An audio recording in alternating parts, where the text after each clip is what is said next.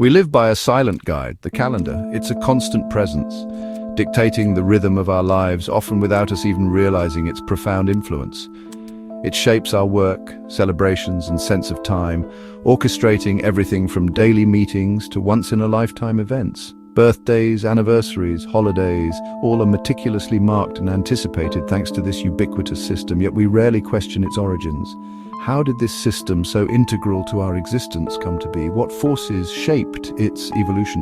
The calendar is not a product of nature, not a naturally occurring phenomenon like the changing seasons, but a human invention crafted over millennia. It's a testament to our enduring quest to understand and control the passage of time.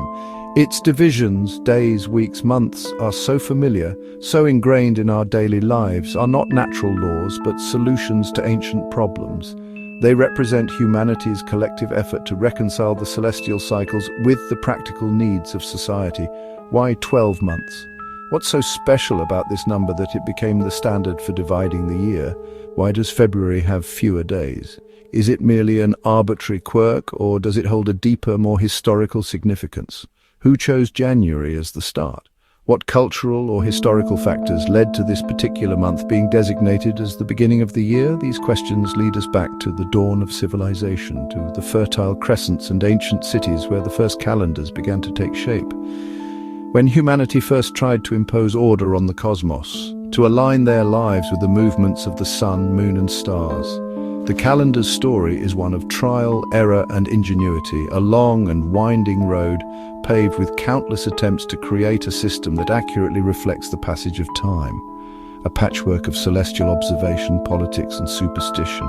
It's a fascinating blend of science, power, and belief. February's brevity, for example, that seemingly insignificant detail, is a relic of Roman politics, a consequence of power struggles and calendar reforms from millennia ago. Month names like January and August, which we use without a second thought, are tributes to gods and emperors, echoes of a distant past resonating in our present. Each name is a window into a different era, offering a glimpse into the values, beliefs, and priorities of the civilizations that shaped our world. To explore the calendar is to dig through layers of human history to unearth the stories hidden within its seemingly simple structure. We'll journey into the minds of ancient Romans and Egyptians, exploring their unique perspectives on time and their contributions to the calendar's development. Uncovering the reasons behind the structure we now take for granted, revealing the intricate web of influences that shaped its evolution. This is the untold story of the months, a narrative filled with fascinating characters, unexpected twists, and profound insights into the human condition. A journey to understand the hidden architecture of time, to appreciate the ingenuity and perseverance that went into creating this essential framework for our lives. The calendar is one of humanity's greatest, yet most overlooked achievements, a testament to our ability to organize, understand, and ultimately master the flow of time.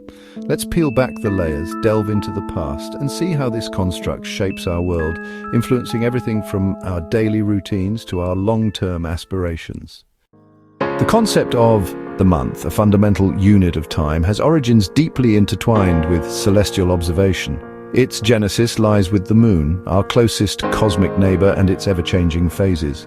It's fascinating to consider that the month's definition is rooted in lunar cycles and not the sun, which governs the larger year. Early societies, lacking the sophisticated timekeeping devices we have today, naturally watched the moon's cycle with keen interest. They looked to the heavens for guidance, and the moon provided a readily observable and consistent pattern. This cycle, from new moon to new moon, lasts approximately 29.5 days, a duration that became the basis for the month. The consistent rhythm of the moon served as their first clock, a celestial metronome guiding their daily lives. The connection is so profound that the word month itself comes directly from moon, a linguistic testament to the moon's influence on our understanding of time. New months began with the sighting of the first crescent, a sliver of light emerging from the darkness, heralding a new beginning. This event was often marked by rituals and planning, a time for communities to come together and organize their activities for the coming weeks. Lunar months profoundly shaped agriculture, dictating planting and harvesting schedules based on the moon's perceived influence on crops. They also influenced the timing of festivals, religious observances, and the rhythms of daily life, creating a deep connection between humanity and the cosmos. However, the lunar calendar presented a challenge. 12 lunar cycles make only about 354 days, 11 days short of the solar year, the time it takes for the Earth to orbit the Sun and for the seasons to complete their cycle. This drift caused considerable chaos for farmers as their planting schedules, based on the lunar calendar, gradually fell out of sync with the actual seasons. Recognizing this discrepancy, societies like the Babylonians, renowned for their astronomical prowess, ingeniously invented the lunisolar calendar, a system that attempted to reconcile the lunar and solar cycles. To achieve this alignment, they added an extra month, known as an intercalary month, every few years, effectively leap months, to realign the lunar calendar with the sun's annual journey. This innovation was a monumental leap in timekeeping, demonstrating a sophisticated understanding of celestial mechanics. It represented an early attempt to reconcile the moon's natural rhythm with the longer solar year, ensuring that agricultural practices and seasonal celebrations remained synchronized. The month, born from the moon's gentle glow and cyclical dance, was ingeniously engineered and refined over centuries to fit a more complex reality, reflecting humanity's enduring quest to understand and measure the passage of time. Our month names are a living museum of Roman history. The earliest Roman calendar had 10 months, starting with March, named for Mars, god of war. April and May and June honored goddesses. The rest were simply numbered. Winter days were left unnamed until King Numa Pompilius added January and February. January honored Janus, god of beginnings. February, a festival of purification. Later, political vanity took over. July was named for Julius Caesar, August for Augustus. The last months, September to December, still bear their original numbers, a relic of the old 10-month system. September means 7th month, though it's now the 9th. These names are linguistic fossils, echoing a calendar that began in spring. Each name preserves a piece of ancient Rome in our daily lives. February's shortness is a direct result of Roman superstition and necessity. Romans favored odd numbers, so most months had 29 or 31 days. To avoid an unlucky even total, February, then the last month, was given 28 days.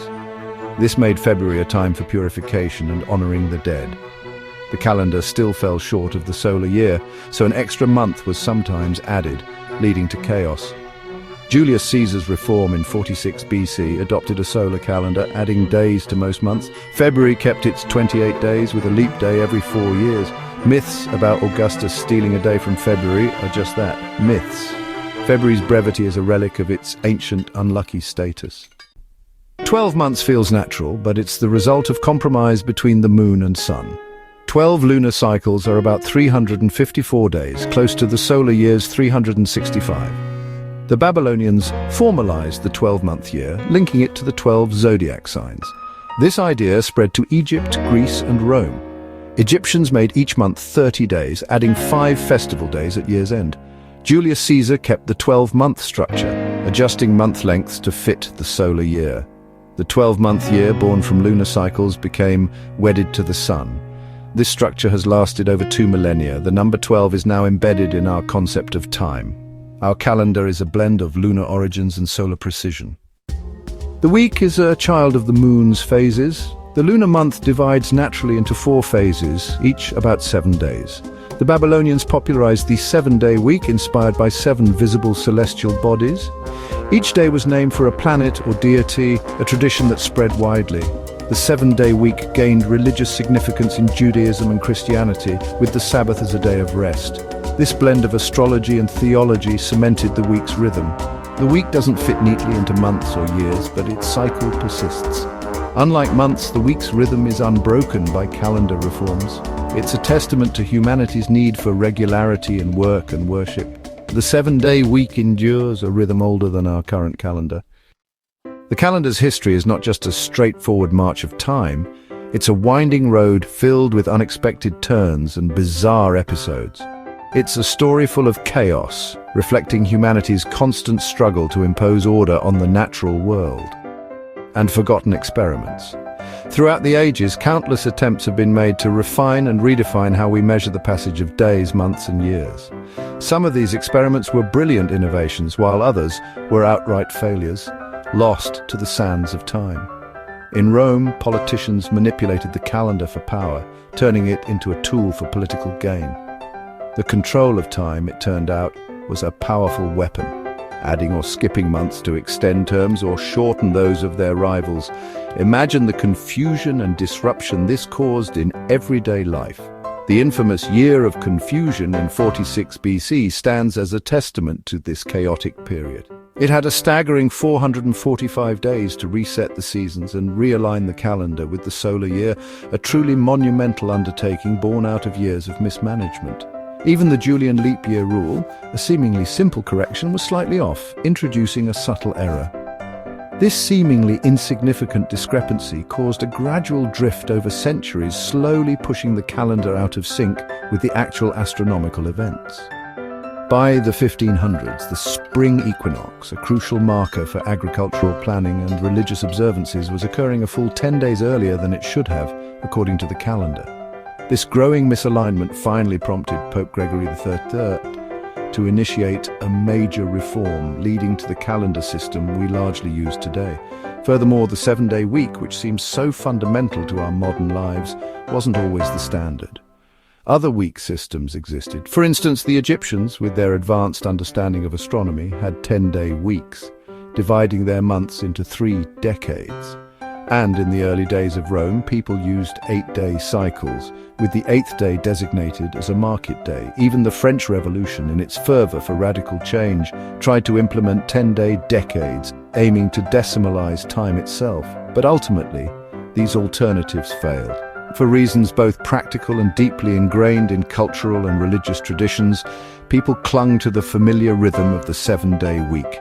The Gregorian calendar, with its refined system for fixing leap years, offered a more accurate solution, but its adoption was slow and controversial, facing resistance from various religious and political factions who were wary of papal authority or simply preferred the old ways. Adding to the complexity, even the start of the year itself shifted over time, varying across different cultures and regions. In some traditions, the year began in March, coinciding with the spring equinox, while others marked the new year in January, as we do today. So the calendar we know and use today is just one of many possible systems that have been tried and tested throughout history. A testament to both human ingenuity and the enduring power of tradition. One that, against all odds, survived the test of time. The calendar's story is one of constant correction. The Julian calendar's small error added up, causing a 10-day drift by 1582. Pope Gregory XIII dropped 10 days and refined leap year rules. Now only years divisible by 400 are leap years at the century mark. The Gregorian calendar is so accurate it drifts just 1 day every 3,300 years. Adoption was slow. Protestant countries resisted, fearing papal influence. Britain and its colonies switched in 1752, skipping 11 days and sparking riots. Even New Year's Day moved over time, finally settling on January 1st. The calendar's conventions are not fixed truths, but agreements shaped by history. Our system is the product of debate, reform, and compromise. The calendar is humanity's ultimate tool for order. It connects civilizations, shapes our routines, and gives meaning to our days. Month names, week lengths, and holidays are artifacts of a long, shared journey. The calendar provides a common rhythm, synchronizing billions of lives. It's more than a schedule, it's a framework for collective memory and tradition. Yet it's a human invention, a grid over the continuous flow of time. Its divisions are arbitrary, but they reveal our creative power to build shared systems. The calendar's authority comes from our agreement to follow it. Next time you check a date, remember, you're looking at a living document of history. The calendar is the invisible architecture of our lives, a story we all share one day at a time.